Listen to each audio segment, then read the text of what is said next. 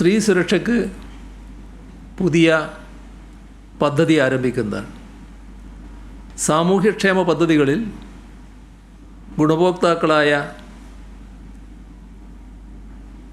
ഗുണഭോക്താക്കൾ അല്ലാത്ത trans woman അടക്കമുള്ള പാവപ്പെട്ട കുടുംബങ്ങളിലെ സ്ത്രീകൾക്ക് എല്ലാ മാസവും സാമ്പത്തിക സഹായം ഈ പദ്ധതിയിലൂടെ ഉറപ്പാക്കും.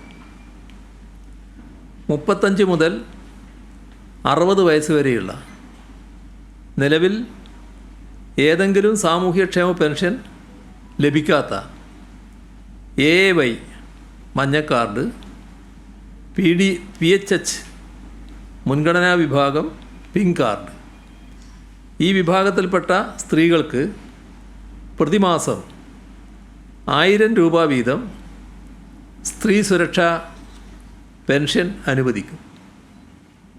ഇത്രയും സ്ത്രീകൾക്ക് പ്രതിമാസം 1000 രൂപ വീതം സ്ത്രീ സുരക്ഷാ പെൻഷൻ അനുവദിക്കുമ്പോൾ 33,34,000 സ്ത്രീകൾ ഈ പദ്ധതിയുടെ ഗുണഭോക്താക്കളാകും എന്നാണ് കണക്കാക്കുന്നത്. പ്രതിവർഷം ഈ 1000 രൂപ പ്രതിമാസം നൽകുമ്പോൾ പ്രതിവർഷം 3800 കോടി രൂപ ഈ പദ്ധതിക്ക് സർക്കാർ ചെലവിടും.